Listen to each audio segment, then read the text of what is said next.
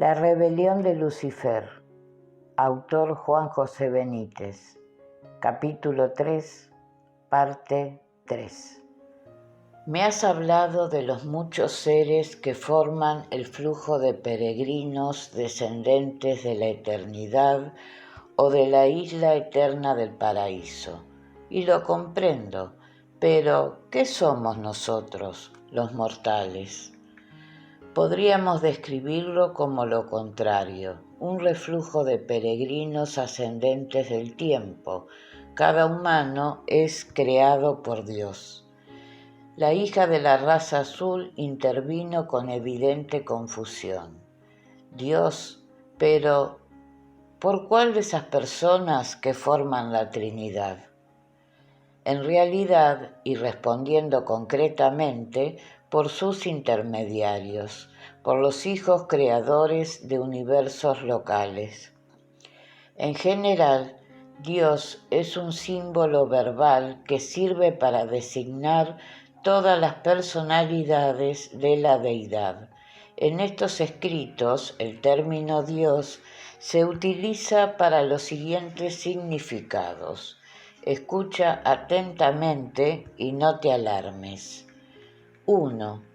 Dios el Padre, Creador, Controlador y Sostén. Es el Padre universal y la primera persona de la deidad.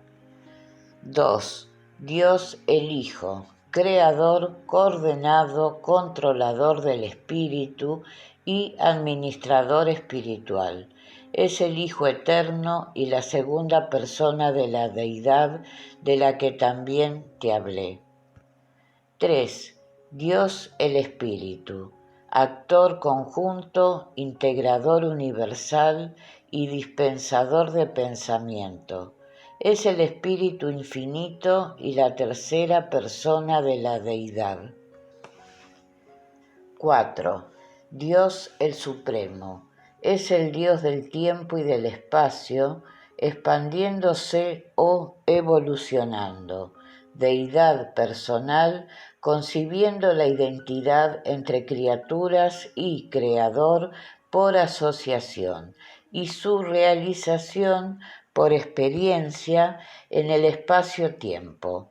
El Ser Supremo ejecuta personalmente la experiencia de realizar la unidad de la deidad, como Dios evolutivo y experiencial de las criaturas evolucionarias del tiempo y del espacio. 5. Dios el séptuple, personalidad de la deidad operando en todos los sentidos, de una manera efectiva en el tiempo y el espacio. Son las deidades personales del paraíso y sus asociados creadores, operando dentro y fuera de las fronteras del universo central. Personaliza su poder como Ser Supremo en el primer nivel de la criatura, unificando en el tiempo y en el espacio la revelación de la deidad. Este nivel es el gran universo, la esfera donde las personalidades del paraíso descienden en el espacio-tiempo en recíproca asociación con las criaturas evolucionarias que ascienden en el espacio-tiempo. 6. Dios el último, exteriorización del Dios del supertiempo y del espacio trascendido. Segundo nivel experiencial de manifestación de la deidad unificante. Dios el último tiende a concebir netamente la síntesis de los valores absonitas superpersonales que trascienden el espacio-tiempo y exteriorizan la experiencia. Los coordina en los niveles creadores finales de la realidad divina. 7. Dios el absoluto, el Dios experimentador de los valores superpersonales trascendidos y de los significados de la divinidad, ahora existencial como deidad absoluta.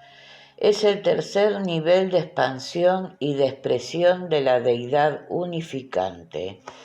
En este nivel supercreador, la deidad ha agotado el potencial personalizable, ha completado la divinidad y ve extenderse la actitud de revelarse a sí mismo en niveles sucesivos y progresivos de personalizaciones diferentes. En este punto, la deidad reencuentra el absoluto incondicionado, se contraría a sí misma y realiza la experiencia de identificarse consigo misma. Gloria hizo un movimiento negativo con la cabeza. Lo sé, argumentó Sinué. Todo esto es poco menos que indescifrable para los humanos. Puedo aclararte que en la quinta revelación hay cientos de páginas en las que se intenta hacer comprensible esta idea múltiple de la divinidad.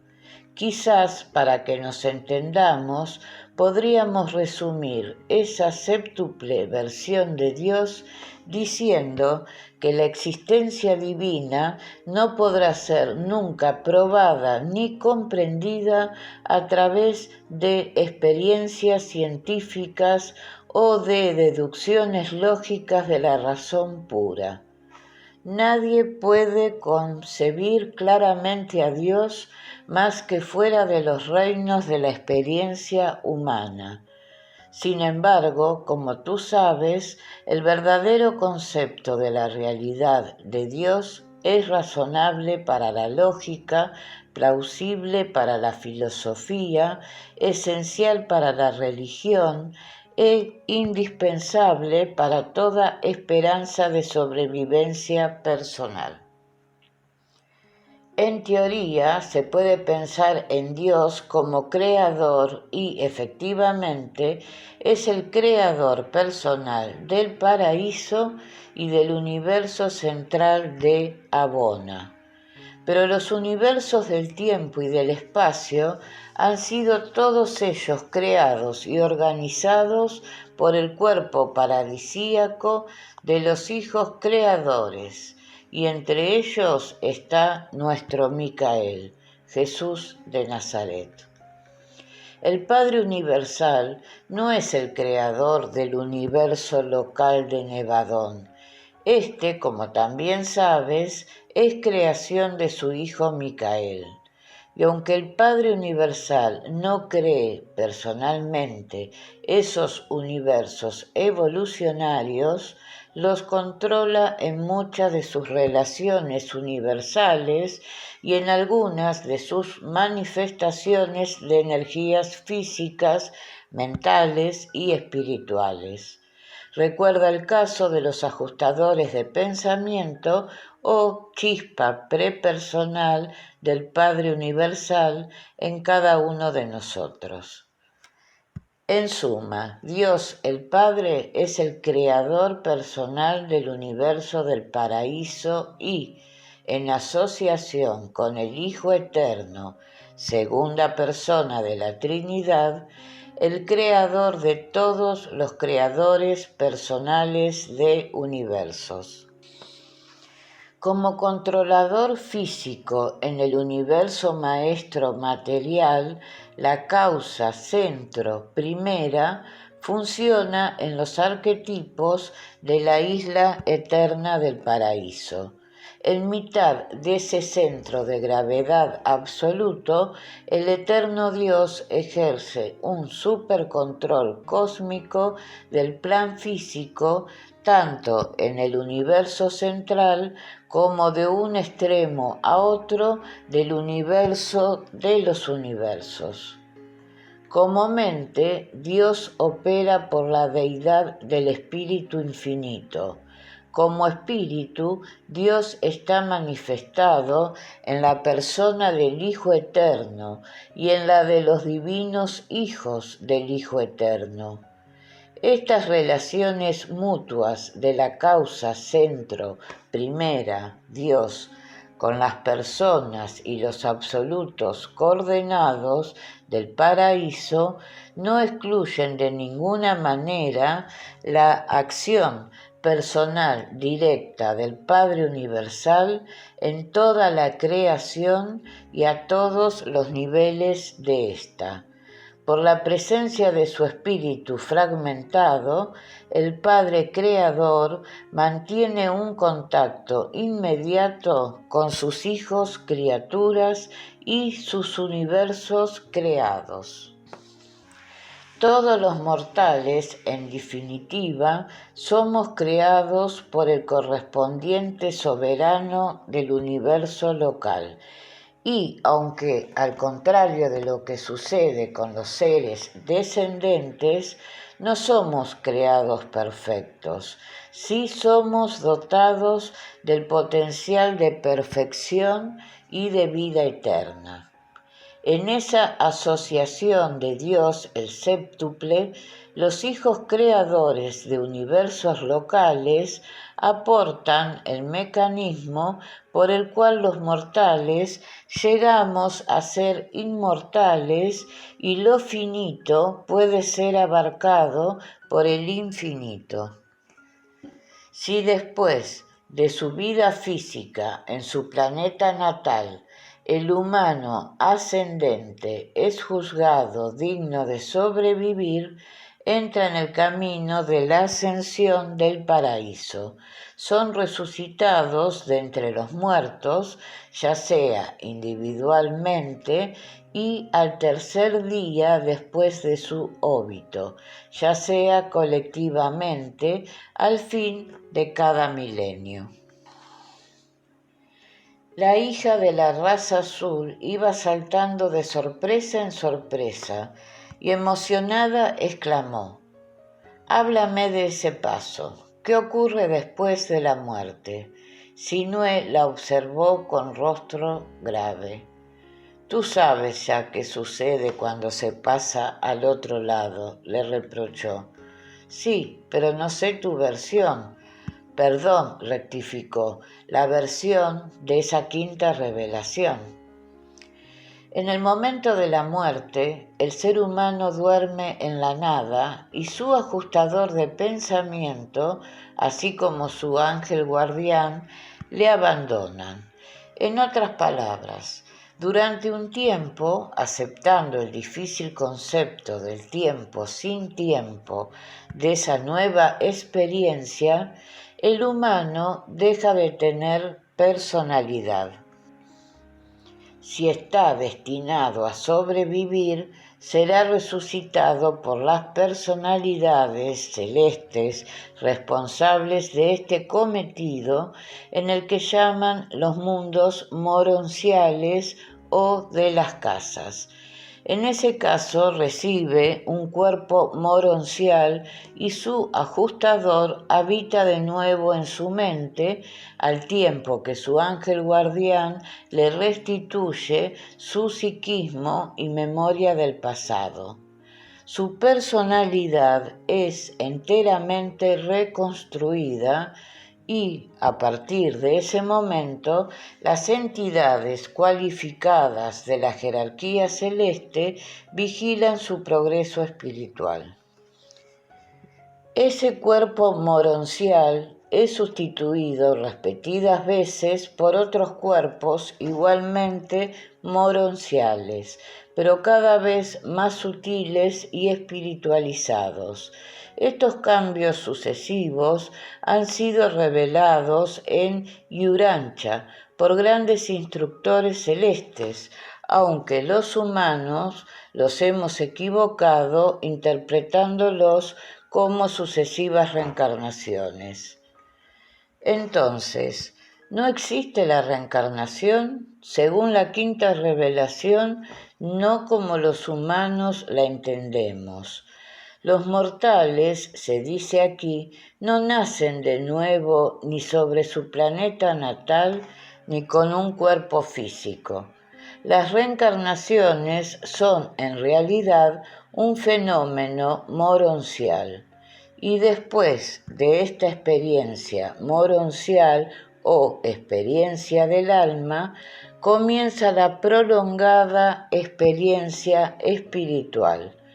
Cuerpo sutil, alma y espíritu se fusionan cada vez más y el peregrino ascendente en el tiempo es lanzado en un vertiginoso y esperanzador sendero con una maravillosa meta, la isla eterna del paraíso. Y ese sendero, según reza en la quinta revelación, constituye una resplandeciente secuencia de experiencias de todo tipo que van abriendo al Hijo de Dios hacia cada vez más extraordinarias revelaciones.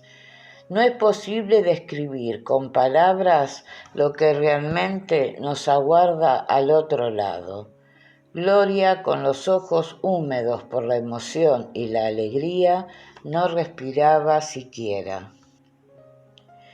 Y todos estos peregrinos ascendentes, prosiguió Sinué, van siendo transportados de mundo en mundo por los llamados serafines transportadores según una prodigiosa técnica. Y el número de mundos a visitar antes de alcanzar el universo central de Abona es prodigioso.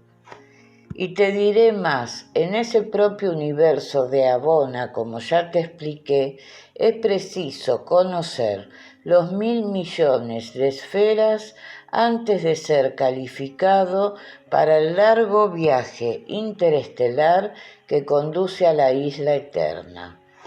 Pero no te asustes, los conceptos humanos de tiempo no tienen relación alguna con los millones de años de esa cartera hacia el paraíso, y su duración es corta si la relacionamos con el concepto de eternidad. Y antes que nosotros, innumerables masas de mortales lo han recorrido ya. Esa carrera tiene un único fin: transformar a los humanos evolucionarios en seres perfeccionados o finalistas, semejantes o parecidos bajo muchos conceptos a los seres perfectos por la naturaleza que habitan normalmente las esferas paradisíacas, pero que no disfrutan de la experiencia del espacio-tiempo. Según esto, terció Gloria, nosotros podemos llegar a ser más afortunados que esos seres creados perfectos desde su origen. Sinué se encogió de hombros. Solo puedo decirte, respondió, que si todo esto es verdad, la promesa de Jesús de Nazaret de toda una recompensa y un lugar en la casa de mi Padre se queda corta. ¿Qué son los finalistas?, acometió Gloria con su habitual entusiasmo. La totalidad de esos afortunados mortales que consiguen alcanzar la isla eterna es agrupada en lo que llaman el cuerpo de la finalidad, pero su destino no ha sido desvelado aún. Quinta revelación deja entrever la fantástica posibilidad de que todos esos peregrinos ascendentes, juntamente con miriadas de ángeles, sean los futuros pobladores de ese espacio exterior todavía inhabitado del que ya te hablé. Y Sinué formuló un pensamiento en voz alta. Es fantástico, mucho más de lo que jamás pudo enseñarnos ninguna iglesia o doctrina. Quizás ahora, por todo esto, el corazón busca a Dios con mayor fuerza. Y volviendo sus ojos hacia Gloria, le formuló una pregunta decisiva. A la vista de cuánto has escuchado, ¿aceptarías buscar conmigo esos archivos secretos y transmitir su indudable tesoro de conocimientos? El rostro de Gloria se iluminó al oír aquella solemne proposición. Sinue sabía que su compañera, desde el primer momento y en lo más hondo de su alma, había dicho sí a la misión, pero, fiel a lo dispuesto por su Kériev, prefería ir paso a paso meticulosamente. «¿Sabes?», le reprochó su amiga, «que te acompañaría al fin del mundo, y con más razón cuando alguien, no sé exactamente quién, pero tampoco importa, nos brinda la oportunidad única de hacernos con nuestro propio pasado y, lo que es más importante, con nuestra verdadera historia e identidad como humanos. No sé qué tengo que hacer ni cómo, pero sí». Por toda respuesta, Sinue se incorporó y, acercándose al rostro de Gloria, la besó en ambas mejillas. «Gracias. Pero antes de que me hables de los preparativos para esa misión», añadió la señora de la Casa Azul, cuya memoria, al contrario de lo que sucedía con la de Sinue, no perdonaba, «sácame de una duda. ¿Qué es la raza azul?». Nuestro hombre volvió sobre los documentos y se disponía ya a despejar esta lógica incógnita cuando súbitamente en el umbral del salón apareció la corpulenta figura del alcalde de Sotillo. Sinue guardó silencio y Gloria, comprendiendo que su informante no deseaba seguir hablando sobre aquellos asuntos en presencia de José María, se las ingenió para desviar la conversación. En el fondo, el investigador agradeció la irrupción del alcalde en la Casa Azul. Era necesario que tanto la hija de la raza azul como él mismo reflexionaran sobre lo tratado en aquellos días. Sinue presentía que el momento para emprender aquella misión se hallaba cada vez más cercano. Y era consciente también de que buena parte del éxito de la misma podía depender no sólo de las enseñanzas que recibiera Gloria, sino muy especialmente del autoconvencimiento de ambos para entusiasmarse con ella, y eso obviamente requería su tiempo. Resultaba duro, al menos para Sinue, no saber con precisión por qué había sido elegido para esta misión y, naturalmente, cómo llevarla a cabo, pero Gloria no supo jamás de aquellas dudas. Sinue discretamente interrogó al alcalde sobre el vicio reloj del ayuntamiento. En su ánimo latía aún el deseo de inspeccionar la maquinaria y la torreta metálica en busca de quién sabe qué nueva pista. Pero José María, con su respuesta, solo contribuyó a enfriar el entusiasmo del investigador. Como es habitual en estas pequeñas y sosegadas poblaciones rurales, las cosas de palacio van mucho más despacio. Así que, a pesar del tiempo transcurrido desde la última visita de Sinue a Sotillo, la cerradura de la puerta de acceso al mencionado ayuntamiento seguía bloqueada, haciendo imposible la entrada al edificio. Las palabras del alcalde, prometiendo una pronta solución, no sirvieron de consuelo a Sinué. Él sentía que debía entrar en aquel viejo caserón. Pero, ¿cómo? Ese mismo lunes, 16 de julio, la incógnita quedó despejada. Absorbido por los preparativos de la misión, Sinué, tampoco es de extrañar, dado su secular despiste, no había caído en la cuenta de que al día siguiente, 17 de julio, Gloria celebraría su 49 cumpleaños, el primero causalmente sin su marido. Esta especialísima circunstancia hizo que algunos de sus más íntimos amigos se desplazaran hasta Sotillo dispuestos a acompañarla.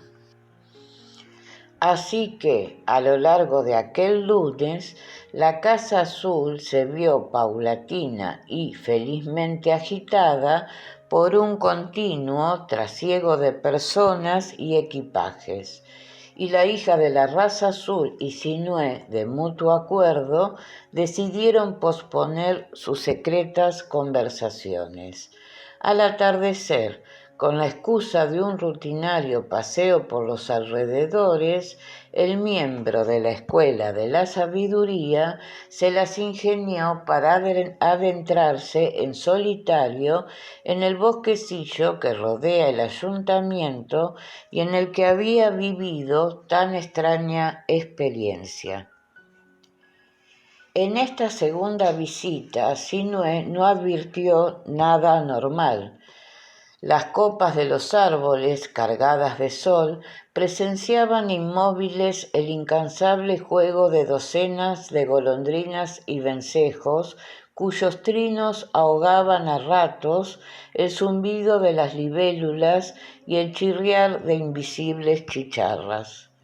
Su objetivo era alcanzar el claro del bosquecillo y comprobar qué había sucedido con las 6 misteriosas señales grabadas en los troncos por aquella monstruosa criatura.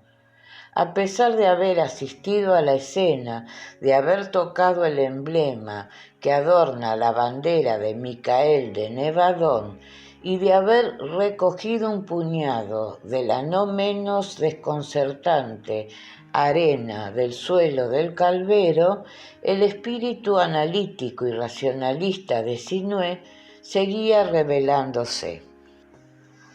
Pero su incertidumbre quedó prontamente difuminada. Al asomarse al filo del claro, la sangre volvió a encenderse en sus entrañas. Allí seguían las 6 marcas, negras, intactas y como un testimonio frío y palpable de todo lo acaecido. Temblando de emoción, Sinué avanzó hasta el centro geométrico del claro y una vez allí levantó los ojos hacia el círculo azul que se recortaba, casi como un milagro, entre los altos chopos. Y sin saber por qué, se sintió lleno de una intensa paz. A su cerebro habían vuelto las cada vez más familiares palabras que, sin duda, le había transmitido aquel ser. Recuerda mi señal, la de Micael. Sinué bajó la vista, fijándola en cada uno de aquellos círculos concéntricos, y la súbita paz que le inundaba fue dejando paso a una mezcla de nostalgia y serena melancolía. Si todo aquello no era un sueño, se encontraba frente al símbolo de su creador, los 3 círculos que, según la quinta revelación, constituyen la bandera del Hijo Creador del universo local de Nevadón, Jesús de Nazaret. Una bandera blanca con 3 círculos azules y concéntricos en el centro. Una bandera que Micael jamás utilizó durante su vida terrena en Iurancha. Una bandera, reflexionó Sinué, que resume todo el misterio y la grandiosidad de la Trinidad. Y él, desdichado y contradictorio mortal, ¿había sido elegido para tan alta misión?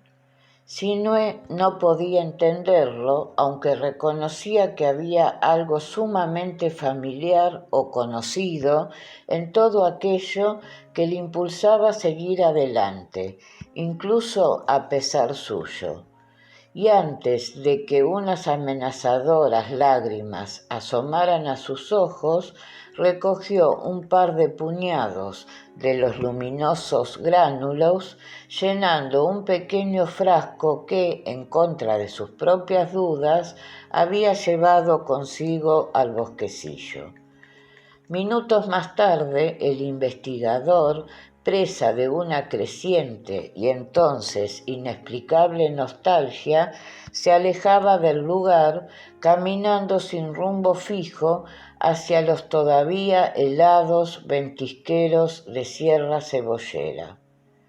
Sinué permaneció en la soledad de la sierra hasta bien entrada la noche, y aunque aquellas huidas a parajes tan apartados como oscuros solían ser frecuentes en sus impenitentes correrías tras el misterio, en esta oportunidad, tumbado frente al inmenso brazo de la galaxia, el atormentado reportero pidió con más fuerza que nunca algún tipo de señal, algo que aliviara sus dudas. Pero esa señal no iba a llegar, al menos como nuestro hombre suponía, y un tanto decepcionado abandonó aquellas tinieblas sumido en otras mucho más densas, las de su propio corazón. Gloria había empezado a impacientarse ante la tardanza de su amigo, y todos respiraron al verle aparecer y tomar asiento, como era su costumbre, en el entarimado del salón, con la espalda apoyada sobre la ahora fría y silenciosa chimenea de la Casa Azul. Sinué dedicó unos minutos a observar a los allí reunidos. Todos, en mayor o menor grado, compartían las inquietudes de la hija de la raza azul y la conversación, como era de esperar, no tardó en desplazarse hacia asuntos ahora esotéricos, después paranormales y siempre revestidos de una profunda inquietud espiritual. Y en mitad de aquel animado coloquio, el inexplicable fenómeno de las 66 campanadas no cayó en el olvido. Alguien preguntó a Gloria y ésta maliciosamente esquivó la cuestión, dejando la posible respuesta en manos de Sinué. Pero el investigador, sin inmutarse, apenas si desveló algunos pequeños detalles, evitando, por supuesto, cualquier indicio o noticia que tuviera relación con la misión encomendada por su orden. Esta hermética actitud del periodista, a la que ya estaban sobradamente acostumbrados cuanto le conocían, lejos de cerrar el caso, azuzó aún más la curiosidad de los presentes, y varios de los contertulios cerraron el cerco sobre Sinué, acosándole a preguntas. Gloria asistía divertida a esta lluvia de veladas sugerencias e interrogantes. Pero el investigador, curtido en 1000 escaramuzas como aquella e incluso peores, no era fácil de conquistar y mucho menos de engañar.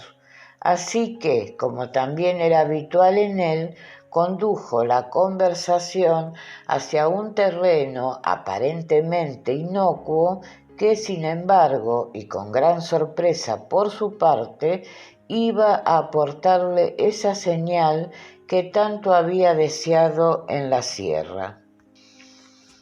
Sinue explicó que, antes de llegar a ningún tipo de conclusión sobre las misteriosas campanadas, era menester revisar a fondo la maquinaria del reloj, y lamentó que este examen no hubiera podido llevarse aún a buen término a causa del estúpido accidente de la llave que había bloqueado la cerradura. Mientras no haya posibilidad de echar un vistazo a ese camarote, mintió, todo serán especulaciones. En ese instante, Juana, una antigua amiga de Gloria que había compartido con ella parte de los primeros años del retiro voluntario de la familia en Sotillo, insinuó la posibilidad de subir a la torre del ayuntamiento por otro camino. Y esta vez fue Sinue que había sentido cómo se disparaban todas sus alarmas mentales, quien formuló una única y rotunda pregunta: ¿cómo? Juana le recordó que durante la larga temporada que había pasado en la aldea, su casa había sido precisamente la vieja y deshabitada vivienda del secretario del ayuntamiento, justamente en la parte baja de la citada casa consistorial. Cierto, repuso Sinue, que había empezado a comprender. Entonces, ¿es que hay alguna puerta que comunica con la zona alta del caserón? Juana respondió afirmativamente. Y Sinue, incorporándose, se dejó llevar por una de sus típicas intuiciones. ¿Y a qué esperamos? ¿Ahora? ¿Clamaron perplejos algunos de los presentes? Son casi las 12 de la noche. Además, repuso Juana, esa puerta lleva varios años sellada y tapiada por un pesado armario que yo misma ayudé a arrastrar hasta allí. Pero, insistió Sinue sin el menor atisbo de desmayo, ¿sería posible desplazar ese mueble y abrir la puerta? Varios de los amigos, especialmente las mujeres, con Ulia a la cabeza, encajaron la idea con gran deportividad y se unieron a Sinue. Un momento, reaccionó el resto. Ese viejo caserón se halla a oscuras. Podría ser peligroso. No sabemos qué puede haber en el ático. ¿No sería más prudente esperar a mañana? Y uno de los disidentes, en un último esfuerzo por convencer a Sinue y a las mujeres que se disponían ya a abandonar la Casa Azul en dirección al ayuntamiento, recordó campanadas, poniendo especial énfasis en el hecho de que quizás aquello fuera cosa de fantasmas o difuntos en pena. Algunas de las amigas de Gloria palidecieron, pero Juana frenó aquel incipiente miedo con uno de sus habituales comentarios. Si es así, llevaremos piedras.